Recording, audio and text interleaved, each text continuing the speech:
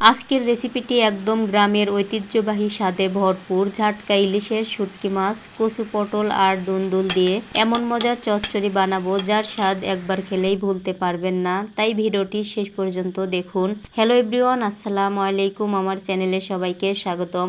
আজ আমি আপনাদের সঙ্গে শেয়ার করছি একেবারে গ্রামের ঐতিহ্যবাহী স্বাদের একটি অসাধারণ রেসিপি, ঝাটকা ইলিশের শুটকি মাছের চচ্চড়ি। কচু, পটল আর দুন্দুল দিয়ে কম মশলায় সহজ উপায়ে এমন মজাদার রান্না হবে যে একবার খেলে বারবার খেতে ইচ্ছে করবে।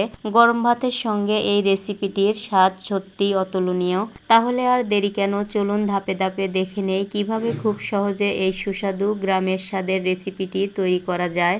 দেখুন, এখানে আমি ঝাটকা ইলিশের শুটকি মাছ নিয়েছি আর এই শুটকি মাছগুলো সুন্দর করে পরিষ্কার করে ধুয়ে নেব। এখানে আমি হালকা কুসুম গরম পানি দিয়ে সুন্দর করে 5 মিনিটের মতো ভিজে রেখে দেব। তাহলে এই ইলিশের মাছের গায়ে যে আষ্টে বা ময়লাটা আছে সেটা উঠে যাবে। এই যে 5 মিনিট পরে আমি অফ ক্যামেরায় সুন্দর করে অনেকটা টাইম নিয়ে পরিষ্কার করে ধুয়ে নিয়েছি। আর কতটা সুন্দর করে ধুয়ে নিয়েছি আপনারা কিন্তু দেখেই বুঝতে পারছেন প্রিয় বন্ধুরা। এখন মাছগুলো কিন্তু আমি রান্না করে আপনাদেরকে দেখাবো।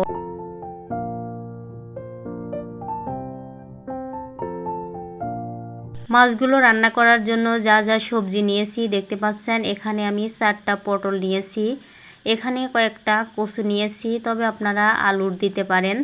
কচুগুলো যেভাবে কেটেছি সেটাও আপনাদেরকে দেখাচ্ছি। এখানে আমি নিয়েছি 2টা দুন্দুল নিয়েছি আর এগুলো কিন্তু অনেকটাই গলে পানি বের হবে। দেখা যাচ্ছে অনেক তরকারি রান্নার পর কিন্তু অনেকটাই কমে গেছিলো। এ পর্যায়ে এখানে আমি নিয়েছি অনেকগুলা পেঁয়াজ কুচি আর কাঁচামরিচ কুচি। এখানে কিন্তু ঝাল ঝাল করে রান্নাটা করব। এখানে আমি চুলার উপর একটা কড়াই বসিয়ে দিয়েছি, চুলাটা ধরে দিয়েছি, দিয়ে দিলাম পরিমাণ মতো সয়াবিন তেল।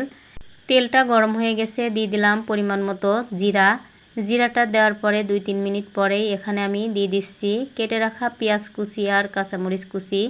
এখন আমি দিয়ে দিলাম পরিমাণ মতো লবণ, দিয়ে দিলাম পরিমাণ মতো হলুদের গুঁড়া, দিয়ে দিলাম পরিমাণ মতো লাল মরিচের গুঁড়া। এ পর্যায়ে সুন্দর করে কিন্তু কষিয়ে নেব এই পেঁয়াজ মরিচটা। আর যত সুন্দর করে কষাবো তরকারিগুলো কিন্তু খেতে ততটাই মজা হবে। প্রিয় বন্ধুরা, আমার চ্যানেলে কিন্তু প্রতিদিনই নতুন নতুন একটা করে রেসিপি আপলোড হয়। রেসিপিগুলো দেখার জন্য অবশ্যই চ্যানেলটি সাবস্ক্রাইব করে পাশে থাকা বেল আইকনটি অন করে রাখতে হবে। তাহলে যখনই আমি কোনো ভিডিও আপলোড করব নোটিফিকেশন যাওয়ার সাথে সাথে ভিডিওগুলো দেখে নিতে পারেন। কথা বলতে বলতে দেখতে পাচ্ছেন অনেকটাই কষানো হয়ে এসেছে। এখানে আমি অল্প একটু পানি দিয়ে দিলাম। পানিটা দেওয়ার পরে এ পর্যায়ে এখানে আমি মাছগুলো কষিয়ে নিয়ে উঠে রেখে তারপরে তরকারি দিয়ে আবারও সুন্দর করে কষিয়ে রান্না করব। তবে প্রিয় বন্ধুরা, আপনারা মাছটা ভেজে নিতে পারেন। আমি কিন্তু মাছটা ভাজি নাই, ভাজলে কিন্তু মাছের যে একটা ফ্লেভার আসে সেটা কিন্তু নষ্ট হয়ে যাবে।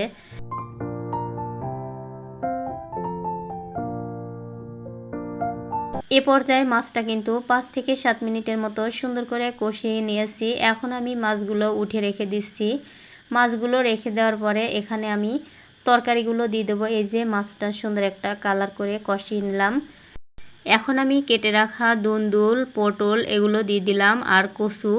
এ পর্যায়ে তরকারিটা দেওয়ার পরে কিন্তু 5 থেকে 7 মিনিটের মতো নাড়াচাড়া করে মশলার সাথে মিক্স করে নেব। আর এখানে পানি দেওয়ার প্রয়োজন নাই, অনেকটাই কিন্তু পানি বের হবে দুন্দুল দিয়ে।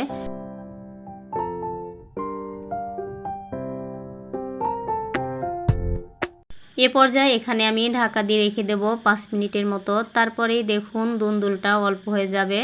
এই যে 5 মিনিট পরে আমি ঢাকা খুলে নিয়েছি আর অনেকটাই পানি বের হয়েছে। পানিটা বের হওয়ার কারণে কিন্তু এখানে বেশি একটা পানি লাগবে না। এ পর্যায়ে এখানে আমি ভেজে রাখা বা কষিয়ে রাখা মাছগুলো দিয়ে দিচ্ছি।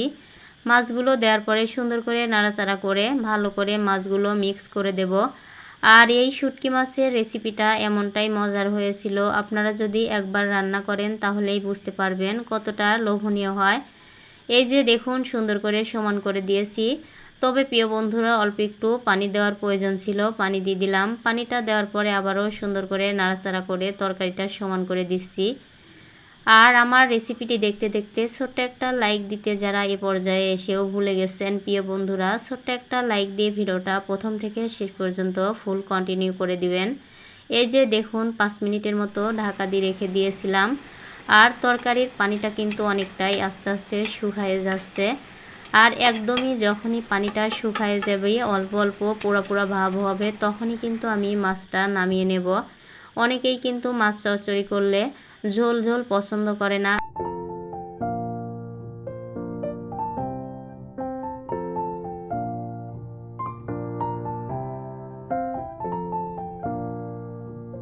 এই যে দেখুন অনেকটাই কিন্তু পানিটা শুকিয়ে নিয়েছি, হয়ে গেছে রান্নাটা। আর আমি গ্যাসের চুলাটা বন্ধ করে দেব। গ্যাসের চুলাটা বন্ধ করার পরে 5 মিনিট পরেই কিন্তু নামিয়ে নেব। গ্যাসের চুলাটা এখন বন্ধ করে দিয়েছি। এই যে প্রিয় বন্ধুরা, কতটা সুন্দর কালার এসেছে মাশাআল্লাহ। এ পর্যায়ে হয়ে গেছে আমার সেরা স্বাদের ঝাটকা ইলিশ মাছের চচ্চড়ি রেসিপি। এই যে দেখুন ফাইনাল লুকটা কতটা লোভনীয় এসেছে।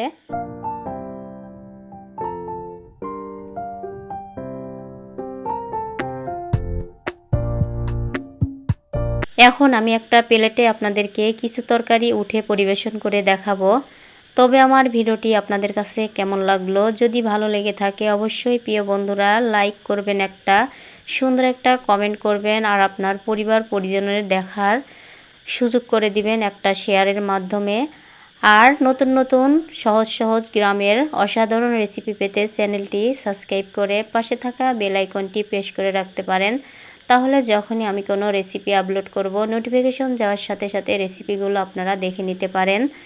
তবে আজকের মতো রেসিপিটা এখানেই শেষ করছি প্রিয় বন্ধুরা। ততক্ষণে সবাই ভালো থাকবেন, সুস্থ থাকবেন। আল্লাহ হাফিজ, আসসালামু আলাইকুম। ধন্যবাদ সবাইকে।